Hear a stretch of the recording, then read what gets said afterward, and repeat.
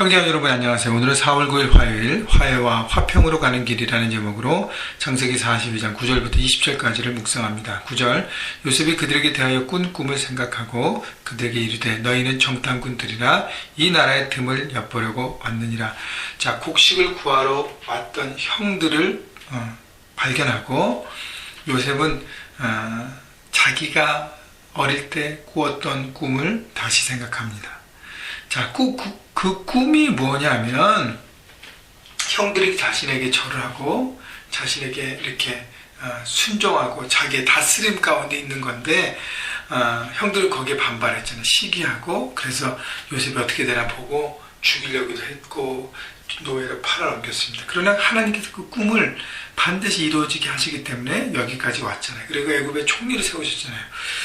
자, 그런데 하나님이 주셨던 이 꿈은 요셉이라는 한 사람을 통해서 애굽에서 준비시켜 주시고, 그래서 이스라엘 백성 요셉의 가족들이 애굽으로 와서 여기서 정착하면서 큰 민족을 이루고 결국 한 가정에서 족장 공동체에서 이제 민족으로 이루고 이것이 나라가 되어서 이스라엘 통해서 온 열방을 회복시키려는 하나님의 원대한 계획이었습니다. 그래서 그 꿈을 요셉은 생각하고 그 꿈이 자기 혼자 통해서 이루어진 것이 아니라 형들과 함께 우리가 한 민족을 이루어야 되기 때문에 형들이 그 꿈에 합당한 사람으로 본인이 섰던 것처럼 이 형들도 세워져야 함을 깨달았다는 것이죠. 그래서 형들도 꿈에 합당한 함께 이루어갈 하나님의 한 팀으로 만들기 위해 형들이 실패했던 그 진실함과 정직함과 형제 간의 우애와 사랑과 희생과 포기와 이 모든 것들을 요셉은 생각하고 형들을 제대로 훈련케 하고 시험해야겠다는 생각을 하는 것이, 그래서 정탐꾼이라는 것으로 몰아갑니다. 자, 정탐꾼은 것은 정직하지 않잖아요. 거짓으로 와서 엿보고 해하려고 하는 것이잖아요. 그래서 정탐꾼이라고 몰아붙입니다. 10절 그들이 그에게 이르되 내 주여 아니니이다. 당신의 종들은 곡물을 사러 왔나이다. 당신의 종들이라 그러잖아요. 형들이 요셉에게 당신의 종들입니다. 자, 꿈대로 이루어지는 것을 보잖아요. 그죠? 11절 우리는 다 한 사람의 아들로서 확실한 자들이니 당신의 종들은 정탐꾼이 아니니이다. 자, 확실한 자들이니, 확실한 자들인 것을 영어 성경에 보면 Your servant are honest men. 우리는 정직한 사람입니다. 형들의 자신을 정직한 사람, 진실한 사람이라고 말합니다. 그런데 요셉의 입장에서 보면 형들은 정직하지 않거든요. 아버지도 속였습니다.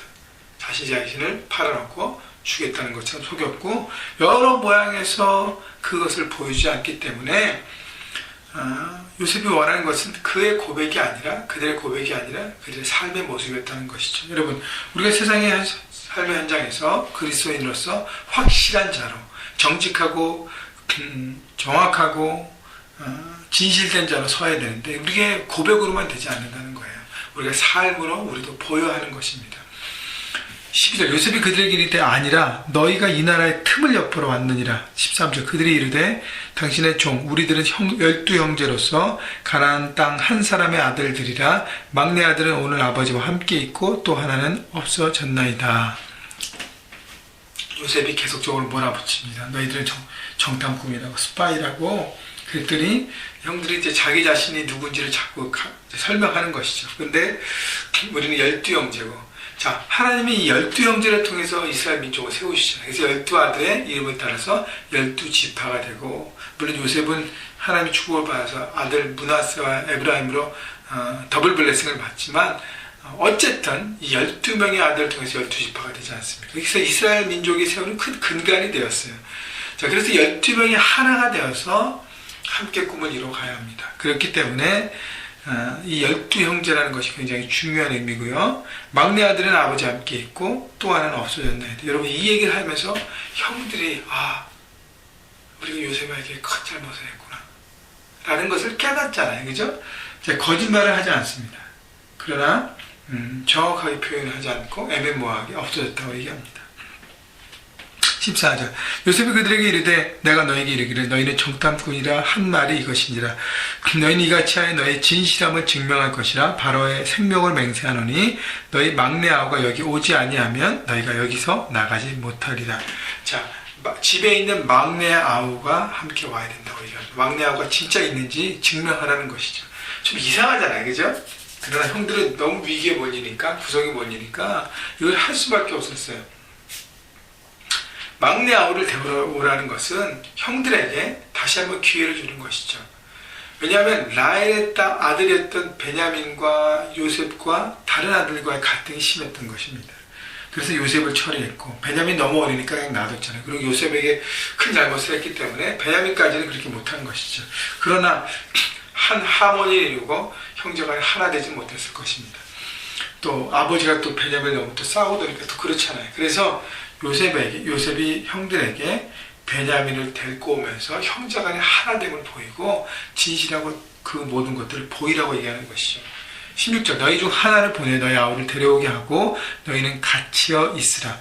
내가 너희 말을 시험하여 너희 중에 진실이 있는지 보리라. 바로의 생명으로 맹세하노니 그러지 않으면 너희는 정탐꾼이라 하고 그들 다 함께 3일을 가두었더라.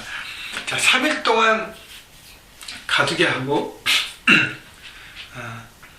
그렇게 한 것은 뭐냐면 이 사안의 심각성을 보여주고 형들이 이 위기를 어떻게 자기 자신의 어떤 라이트를 포기하고 하나됨을 통해서 이것을 해야 할지. 왜냐하면 한 사람은 여기서 보면 하나만 보내고 나머지는 남아야 되잖아요.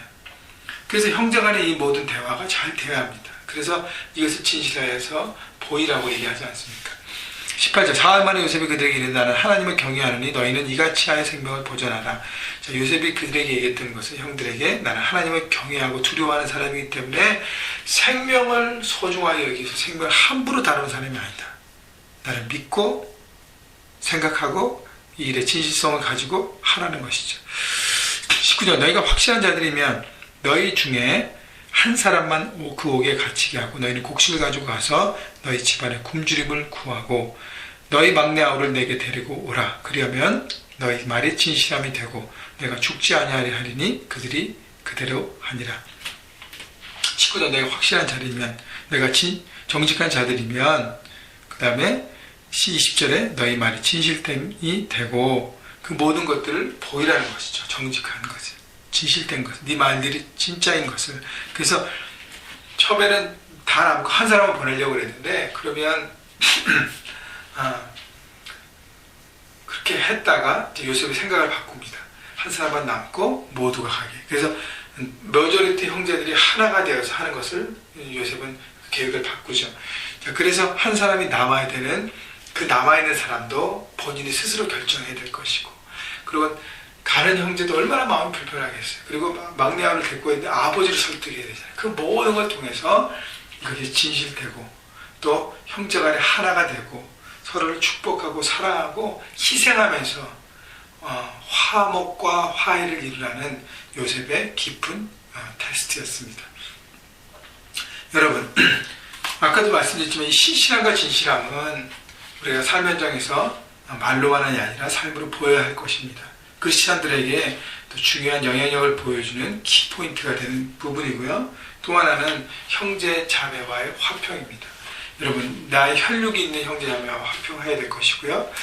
여러분, 세상의 현장에서, 여러분 직장에서, 학교에서 만나는 친구들과 동료들과의 화평도 필요하고요. 그다음에 교회 안에 영적인 공동체 안에서도 화평이 필요합니다. 여러분, 서로에게 진실함으로 대하고 시기와 질투로 자기만 잘났다고 하는 것이 아니라 서로 사랑하고 섬김으로 하나가 되어서 함께 하나님께 주신 비전을 같이 이뤄가는 우리 모두가 되기를 주님의 이름으로 축복합니다.